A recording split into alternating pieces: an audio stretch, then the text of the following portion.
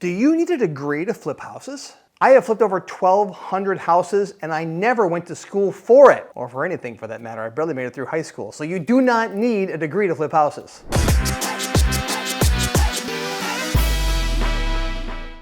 Think you need a real estate degree or construction background to be successful at flipping houses? Let's bust that myth wide open. In this video, I'll tell you what actually matters and what doesn't matter when it comes to your education and flipping houses. By the end of this video, you're gonna know what skills really matter in house flipping and how anyone can learn them without a degree. So I wasn't kidding when I said I barely made it through high school. Never went to college. I went to one college class in business, but I was 29 years old. I wanted to see if I liked college, and I didn't. So I continued on building my business. The truth is, real estate investing or any business is a results-driven business. You don't have to have a degree hanging on the wall to get a job because you create your own job, whether you're part-time alongside your current career or you decide to go full-time. What you put in and what you develop and what you build is what you get out. You might have the mindset of, well, what if someone asked me to see my degree? Number one, when does that ever happen? And number two, in real estate investing, nobody cares. I guess that Amber and I did go to the school. We went to the school of hard knocks. That's how we learned, but you don't have to. There are certain traits that really matter for you to be a successful real estate investor. Number one, decision making. You're gonna make a lot of decisions as a business owner, from very simply like, where do you want to invest and how do you want to invest and what kind of a business do you want to build, to, hey, do I want to have this house? Do I want to have the walls be white or do I want to be beige? Or do I want to buy a house in this neighborhood or that neighborhood? Or do I want to use private money or hard money? There's a lot of decisions that have to be made on a regular basis. You're going to find that you become a problem solver and a decision maker, not someone that has a degree that may or may not use that degree down the road. You have to be great at follow through. You have to be great at people skills. You're going to deal with people on a regular basis. So if you don't like people, probably not a great career for you, because you're going to have to figure out how to deal with people to find deals, to fund deals, to fix deals, and to sell the deals, and even to have tenants later on if you want to rent them. The number one skill I think you have to have, they don't teach in school, is persistence. Because not every day is going to be sunshine and rainbows. Matter of fact, some days are going to be tough. And you've got to have the inside grit and determination and persistence to push through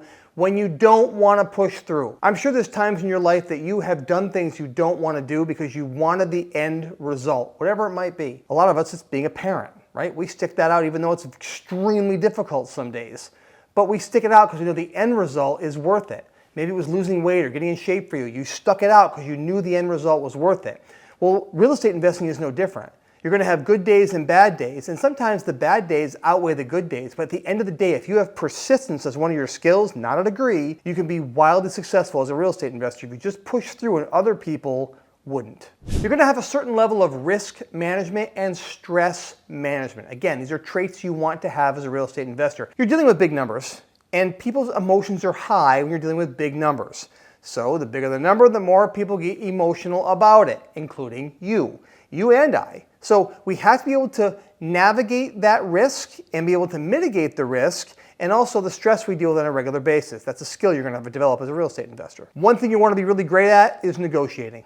You want to be a great negotiator, not just when you're buying a house or selling a house, but negotiating with a contractor, negotiating with a vendor, negotiating with anybody that you're doing business with inside of this transaction. Negotiating skills are paramount. If you can control the situation and be the one who's calm all the time and not the one who's emotional, you'll win more than you lose in negotiating. So you might say, okay, so I do want to have some education. Where do I get the right education? Well, I've never seen any course in college that talks about how to be a successful real estate investor because most of them have no idea how to do it. There's lots of gurus online. It's very confusing to know who to trust. I get it. There's just so many people you can look at. And the problem we have now is that the barrier to entry to call yourself a successful coach is really low. So anybody who's done one flip or no flips or 10 flips or 50 flips can call themselves a professional. I have done well over 1,200 flips and still do over 100 deals a year. And even I don't feel like I know everything most of the time, because I'm always learning something new. But I do think I'm good enough to qualify to help people get started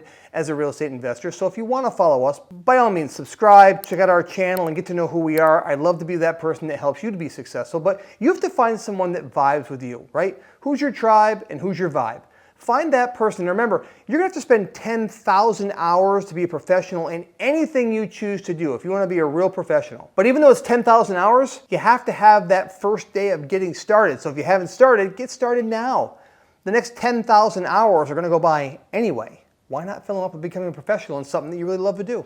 You know, there's never a point that you don't need coaches.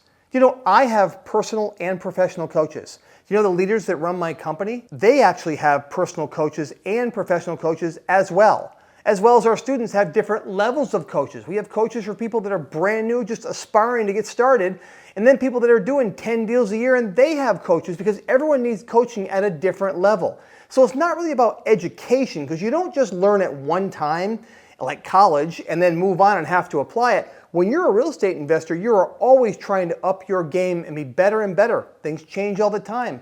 Why not have someone around you that you can bounce those ideas off of to make yourself grow that much faster? One thing that's really important that you do learn in traditional schooling is math. We use math a lot as a real estate investor. We're always trying to figure out our MAO, or our maximum allowable offer, repair costs. It's very basic math. It's nothing very complicated, but it's important to understand math and spreadsheets. If you understand math and spreadsheets, it's going to make your job as a real estate investor that much easier. You'll be that much more successful. So there are some things that regular education really is great for, and also, of course, social skills. The better you can interact with people, whether it's negotiating, managing, or just putting your team together and being a good leader, that's what I'd focus your skills on. What I love about real estate investing is nothing beats the hands-on learning. I have read probably dozens, if not well over 100, 200 books on real estate investing, been to lots of courses on it, and I didn't really start to learn until I started to do it. Even with having a coach, doing it yourself, you learn so much as you go. And you can build in that knowledge every deal after every deal after every deal. The real difference between hands-on learning and learning in a classroom, you don't get paid to go to a classroom. You pay to go to a classroom, right? When you are learning by doing, even when you have a coach, you can be highly profitable on your first deal. You actually get paid to learn. And the important thing I want to leave you with now is that once you buy your first property, it's like burning your boats. When you burn your boats, and you have no way to go back home, you have to make it succeed.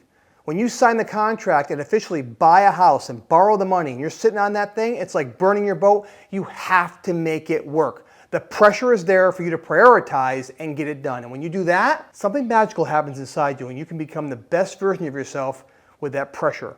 You know how a diamond is made? A diamond is made through pressure. Put a little pressure on yourself, you might be amazed what you turn into. So there's no degree required to flip houses, but you do need direction. And I want to teach you right now how you can go out and find the perfect property to flip for the most amount of profit in the shortest amount of time. And that is by defining your buy box. You say, Glenn, what is a buy box? Well, I put together a training right here that explains exactly what a buy box is and how once you define your buy box, you'll almost guarantee your success on a both short and long-term basis. So go watch that training now. It's my gift to you.